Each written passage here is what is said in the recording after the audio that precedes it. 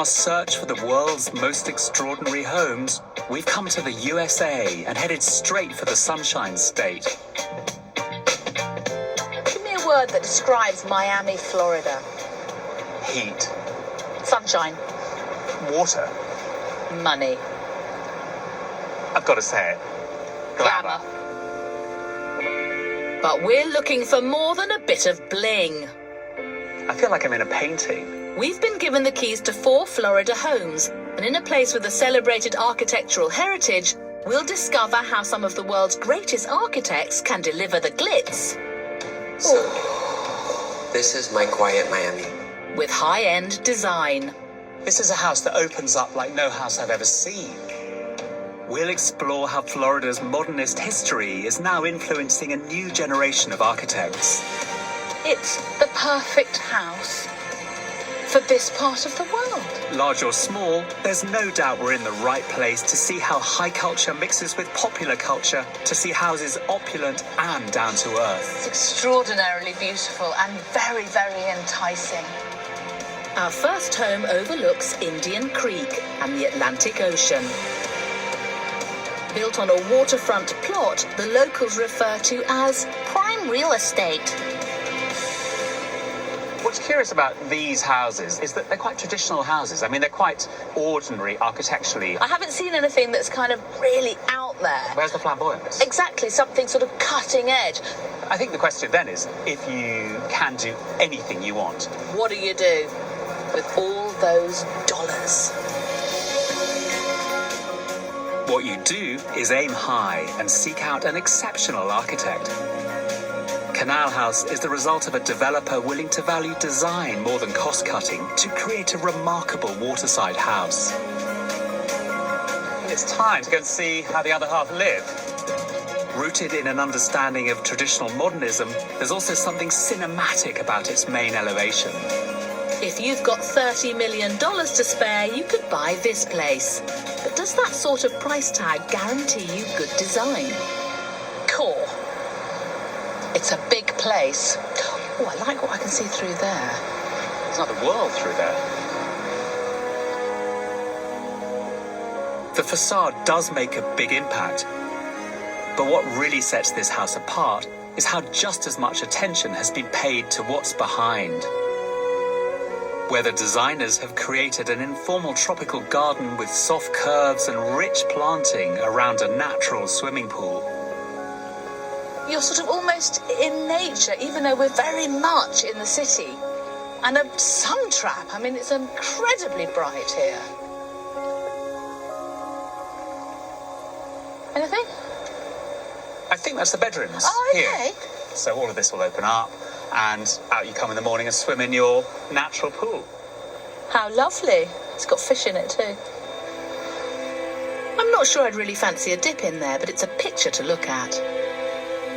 And this looks like an ancient, decaying dinosaur spine. This snaking walkway is the primary entrance to the house. Coming from the street, you're swept up over the garden towards the main living spaces, which are concealed behind a striking perforated wall. Presumably, that is all living space up there, front to back, and we can see through it. And this is one big shade on the west side, because the sun will set here. The afternoon sun is the really hot sun. What's nice here is that instead of it just being a blank wall, it has texture. And also that shaded area underneath must be lovely when it gets hot, which it really does here in Miami, doesn't it? Yeah. This is the Sunshine State. This house has to deal with the heat of the tropics, as well as providing a range of living spaces with completely contrasting qualities. Intimate and private, open and extrovert. But in essence, it's quite simple. 2 stacked rectangular blocks set at right angles. The 60-metre-long ground floor contains all the private spaces, 4 bedrooms that open onto the garden, a living room and a master bedroom, as well as a garage. The block above contains the main public spaces, a kitchen and a massive 21-metre-long entertaining room. Enclosing the garden is a huge multi-purpose exhibition space or sports hall, and for a dramatic entrance, the curved walkway rises above the garden to the front door.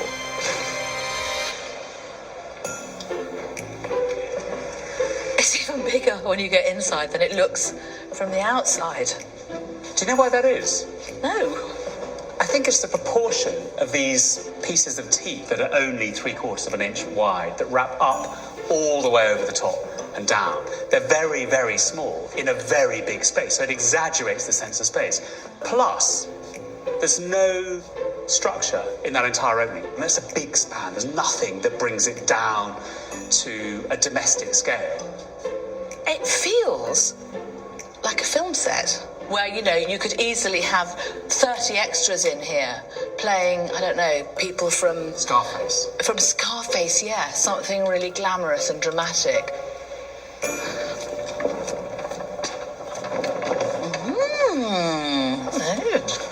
Shall we? Yeah. Gorgeous kitchen. With its 7-metre-long island, it's certainly impressive. But will it ever be used? I don't think people in Miami had kitchens. I thought they just sent out for everything. I don't think it's ever going to see a chopping board. Ooh, I tell a lie. So this is a box within a box, I guess. I'm going to look at how it's made.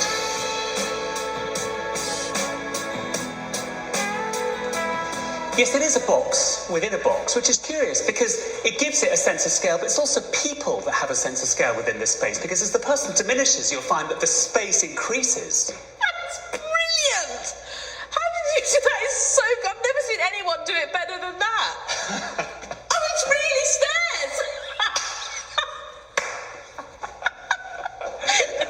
It's good, isn't it? How Come you on, do? you come round, come here, and I'll I'll watch do you do it. Go on it. then. Okay. I'm just going to go down to the cellar. Look at you. Do you think this is actually an architect's joke? Do you think they've done this on purpose? Yeah, I'm sure. This whole house, in terms of how you move through it, is a piece of theatre. That's been set up to do that.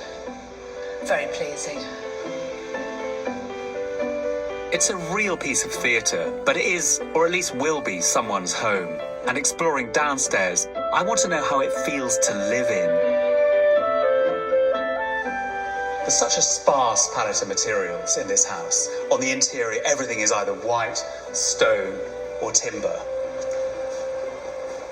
But instead of being some sort of punishment, some world of denial, it's actually incredibly rich and interesting.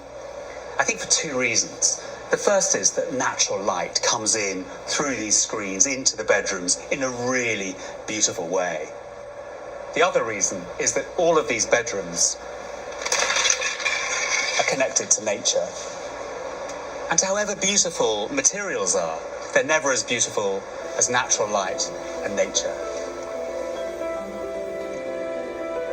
The 5 ground floor bedrooms are linked by a 30-metre-long corridor. This place is huge. I need roller skates to get from one end to the other. There's a large private living room, which compared to upstairs is relatively snug.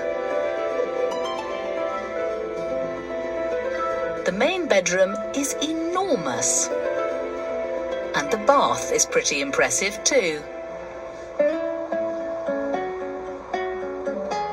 Canal House has been built to cater for your average superstar's daily needs. It's the work of Brazilian Marcio Kogan. Formerly a film director, now one of the world's top 100 architects, his characteristic rectilinear designs are recognized around the world. Convincing such a renowned and busy architect to accept this project took some persuasion from developer Barry Brodsky. What was your brief to Marcio? What did you ask him to do? Well, asking an architect like that to come to Miami to do a specific home is a lot to ask. And we kind of negotiated budgets and details and ability to give freedom, creative freedom to him in order to entice him to come down and do this. But the way he describes things and the romance and the beauty that he conveys to you, it's all of a sudden you just fall under a spell and you start following his vision. Making something as complex as this would have been impossible on a small budget. There's been considerable expense, from ordering over 1,700 hardwood pieces for the bridge to getting bespoke masonry for the facade. Marcio loves this and he designed this, and to get this artistic brick was very difficult. As you can see, it looks seamless like one piece, but all this stuff has to be done by hand and leveled, but the masons here it was incredibly difficult to do.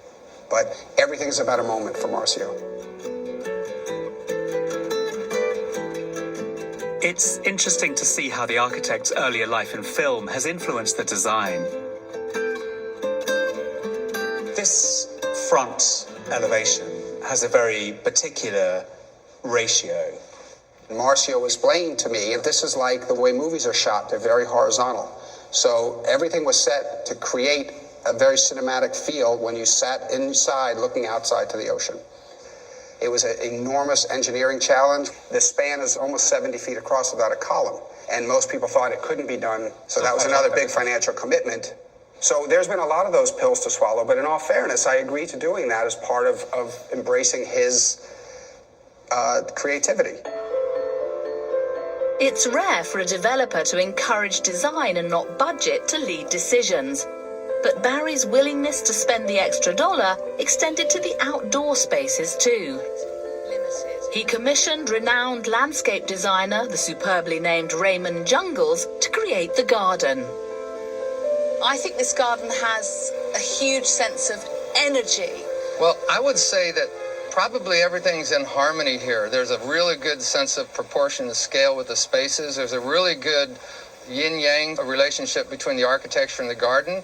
And I think that's the energy that you feel. It's good, positive energy. There's nothing jarring. And I do think the architecture creates wonderful spaces and beautiful drama in the garden.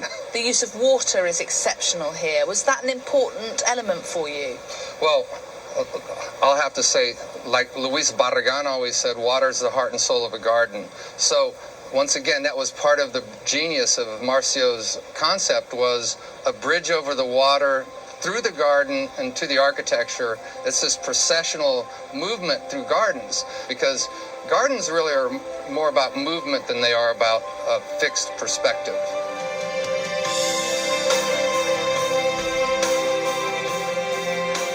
It's fabulous, but what this place really needs is someone to live here. And Barry's not short of superstar house hunters.